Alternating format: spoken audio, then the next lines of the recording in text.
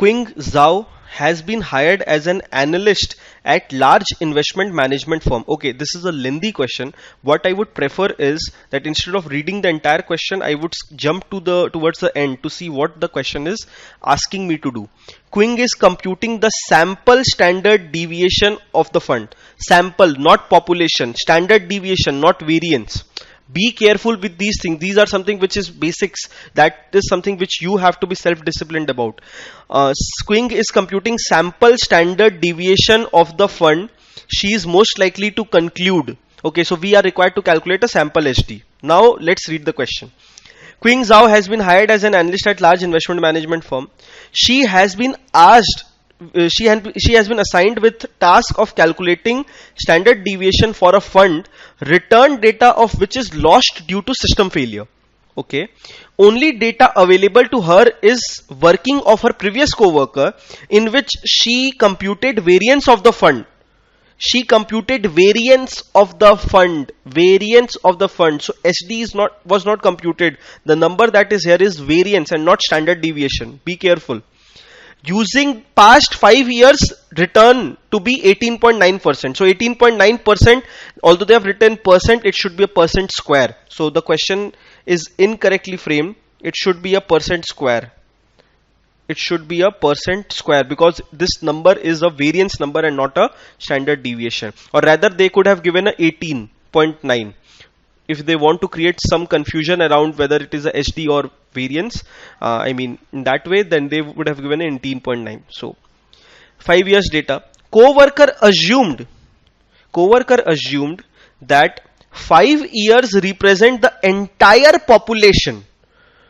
Okay, but after inquiring, Qing comes to know that fund had a history of 10 years. Okay, if the history is 10 years, then 5 years cannot be population, 5 years will be a sample. But she, the previous co-worker, had incorrectly computed 18.9 using or assuming that it is a population data. And hence the data was sample. That's what we discussed. Now Qing is supposed to compute sample standard deviation of the fund. Okay, so this question is something which tests your knowledge in true sense and your analytical ability as well.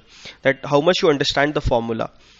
When the co-worker computed the variance, the outcome of which is 18.9, she was assuming that this is a population data.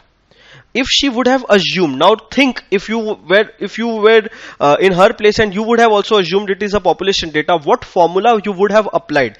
See, this is the type of question where calculator will not work. Many students ask me that, sir, if calculator has statistics function, why do we need to remember formula? Because institute is smarter than you are. So the best thing, if we go about debating on this thing, the best thing is to accept that institute is smarter and learn whatever is there in the content and whatever is being told to you. That is the better way to deal and clear CFA exam rather than to argue and go about debating it. These are the type of questions that institute loves. Because here you cannot use calculator. You have to use your brain, which is more important than using a calculator. Okay, 18.9. How would you have computed? What is the formula for population variance? The formula is very simple. If it is a population variance, then the formula is summation of x minus x mean square whole divided by n. A capital N, a capital X and a capital X over here. When she computed an 18.9, she also presumed the same thing, that it is this much. Means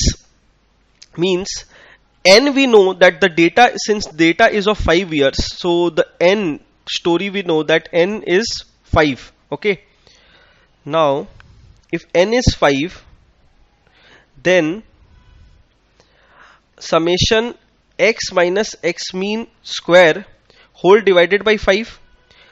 That means what is the total of summation of x minus x mean square? What will be the total? That will be 18.9 into 5. So 18.9 into 5 means 94.5. 94.5 is my summation x minus x mean total. Now my point is, when you apply a sample data, sample formula, if you are applying Sx square formula, then your formula is summation x minus x mean square whole divided by n minus 1. But instead we have applied a n over here. The point is that this numerator is going to be same. The denominator only changes, right? If you see the compare both the formulas, then you will find that numerator is not going to change. Numerator is same in both the formula. Only in denominator, instead of n, we put a n minus 1, the rational of which we discussed in the lecture. So I'm not going to repeat that. Okay. However, this numerator is same. So that means that this numerator that we computed just now, 94.5, is the same that is going to be applied. However, the only difference is that instead of dividing it by 5, we have to divide with it by 5 minus 1, that is 4, and then apply a square root to get a sample SD. So if we go ahead and do that, I think we will get our answer. Sx is equals to square root of 94.5 whole divided by 94.5, that is the total, whole divided by 4. This is something which you will get. So 94.5 divide 4 is equals to 23.62, and then apply a square root. 4.86 is the answer that I am getting, which is my standard deviation, not the variance. Standard deviation, A is the answer. Okay, and here is the reasoning. This in the same way what we have discussed, it's written. So these are the type of questions that Institute loves to answer. This is something which is actually testing your knowledge, that how much it cannot be answered just by rote learning. It is something which is logical and requires a logical brain to answer it. So that is something which you will only develop if you are thorough with your content, and if you have read thorough with the lectures and thorough with the content. So you have read it properly. Okay.